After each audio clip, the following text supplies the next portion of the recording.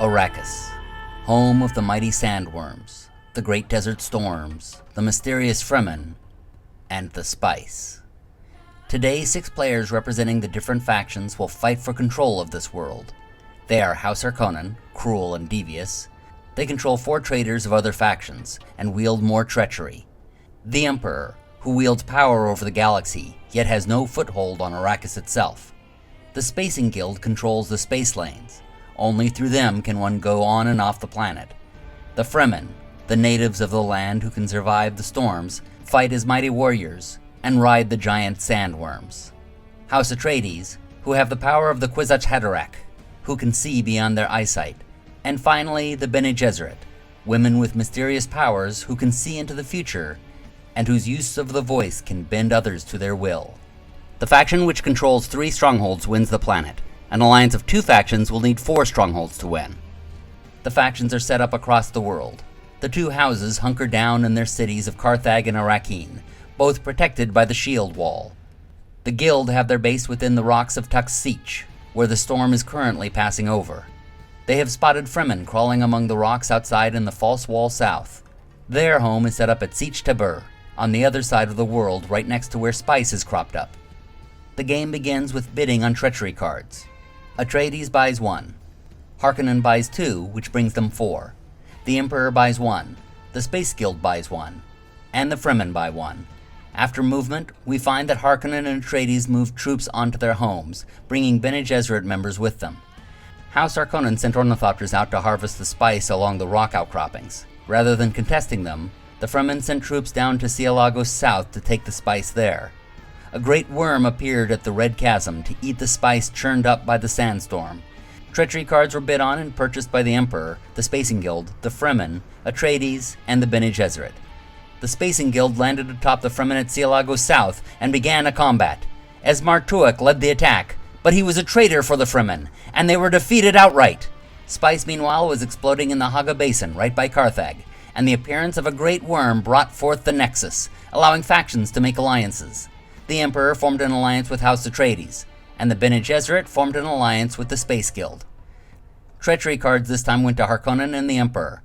Then everyone moved. Continuing their attack on the Fremen, the Space Guild attacked them in Habanya Sietch. They outnumbered them, but the Fremen put their head commander, Liet Kynes, into the fight, while the Space Guild only put in Master Butte wearing a Jubba cloak. So the Fremen won the fight, holding their territory. Harkonnen, meanwhile, moved outside their city to mine spice, where they were ambushed by the Emperor. With their city weakened, Atreides moved and attacked Carthag. Thufir Hawat led the Atreides forces, using a lasgun in the attack, and Beast Radban led the defense, using a shield for defense. The combination of the two caused a nuclear explosion. Atreides could have seen this, but they were looking at the weapon Harkonnen was using and missed it. The entire city was destroyed in a giant fireball. All the people in Carthag were wiped out. Outside the city, both sides used cheap heroes, and they tied for numbers, but the Emperor, being the aggressor, won the fight. This wiped House Harkonnen off the planet. As the Emperor's soldiers celebrated their victory, the storm came through, killing all of them, along with the spice they were mining. And the actual final Harkonnen troops, which we had forgotten were still in the rock outcroppings. Spice appeared just ahead of the storm in the Great Flat in the Wine-Ass North. Wait, what? No, that's the Wind Pass North. Sorry. Atreides bought a card. Bene Gesserit bought a card. Harkonnen bought a card. The Emperor bought 2 cards, and the Fremen bought a card. The Fremen sent troops out to gather spice, despite the oncoming storm. They're Fremen. They can handle a little dust storm. Imperial troops, meanwhile, went to rebuild Carthag, bringing with them Bene Gesserit representatives, who had been weaseling their way into 3 of the strongholds at this point. Shai Hulud appeared, allowing all the Fremen in Cielagos South to leap on the big guy's back and sail away to safety, where they can help gather more spice. The Emperor moved some of his most elite troops into Sietch Tabr. Stilgar defended as best he could with the crysknife. Hazimir Finring attacked with the Mala pistol, and the weight of the Emperor overcame the Fremen within their own home. The Imperial Atreides alliance now held 3 strongholds, and only needed 1 more. But House Harkonnen was out for revenge. They landed a single trooper on the shield wall, who wore family atomics on his vest. Sacrificing himself, he blew up the wall, which exposed both Carthag and Arrakeen to the Great Storm. But Harkonnen was not done. He took control of the weather and blew it across the cities, wiping out everyone in both of them. Imperial, Atreides, and Bene Gesserit troops fell under the mighty winds. Now Harkonnen had his revenge. Everyone bid for their treachery cards, and they spread out evenly. The Fremen scurried troops into Carthag, the only troops who could survive under the storm. Their other troops gobbled up the spice in the Great Flat. Atreides spent all their spice, and some of the Emperor's, to return to Arrakis. The Space Guild, who transported them, dropped some of their own troops to challenge them. This brought in some Bene Gesserit advisors as well. Staban Tuak led the guild troops, and Paul Muad'Dib led Atreides as the Kwisatz Haderach. Staban Tuak was the Atreides traitor, and thus fell immediately to them, along with all their troops. This all but ruined the guild. But their ally, the Bene Gesserit, told them it would be okay. They were using a Hajur to move faster toward their stronghold at Tuak's Siege. They assured the guild that they could hold the stronghold while they flew to the other locations to take them. What the Bene Gesserit did not tell them was that they had been playing them for fools. They had predicted that the Emperor would win on turn 7, and they were determined to make sure that happened. Game note: if the team which the Bene Gesserit predicted would win actually is victorious on the turn they predicted, they steal the win from everyone automatically, including the one they had predicted would win. And so, it was in their best interest for the Emperor to win the following turn. There were now 3 factions working toward an Imperial Atreides victory. And so, the world moved on to turn 7. The storm moved on over Sietch Tabr, protecting the Imperial troops there, but not from the Fremen, who could move into the space overrun by the storm. Imperial troops retaliated by attacking Carthag with their Sardaukar. As per the Bene Gesserit suggestions, the guild troops attacked the Fremen at Habanya Sietch. The Bene Gesserit had been, accidentally, sending messages intended for the guild to the Atreides Discord message board, that he should abandon Tuak's Sietch because there was no way Atreides would have the spice to travel to the planet.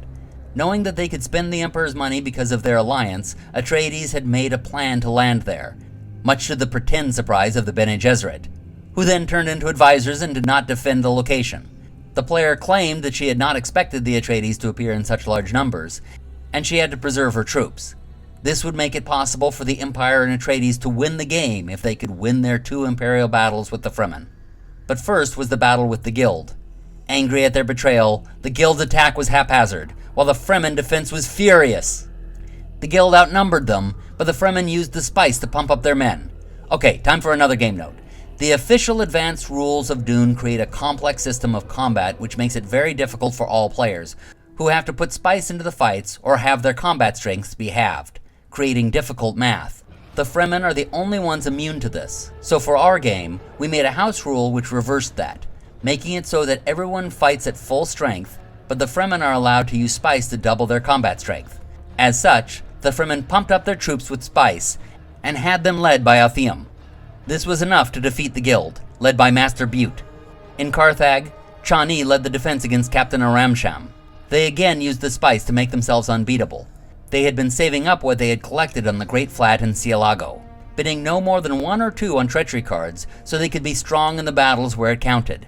And did it ever count now? The Emperor himself led his elite forces in their defense of Sietch Tabr. But this was the Fremen homeland. They were outnumbered, and they were not elite, but they would not allow their home to be ruled by an off-worlder. Liet Kynes personally led the attack. Both sides used defenses and were out of assassination tools. All that was left were the troops, who fought under the terrible winds of the dusty storm. To give an explanation of the odds, the Emperor has 3 elite units, making them worth 6, and 3 standard units, making a total of 9, or 8 if they were to keep 1 unit alive to hold the territory. This is exactly what they did. The Fremen had 5 standard units. Each spice would pump up each troop by 1, so if they pumped up 4, they would have 8, tying the Imperials. This is what they did. So it came down to who was the aggressor. The sandstorm was on top of the Fremen turn counter, so they were the aggressor, making them the winner of the battle.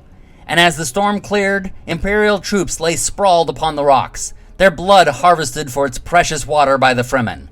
This was their world, and off-worlders were not welcome. This included the Bene Gesserit witches. All were expelled. Arrakis belonged to its people, the Fremen. We hope you have enjoyed this playthrough of Dune. My apologies for the bad pronunciations. It's a unique game that is long, but you will never forget. Be sure to thumb us below and subscribe to see more Storyalized videos like this. Happy gaming, everybody!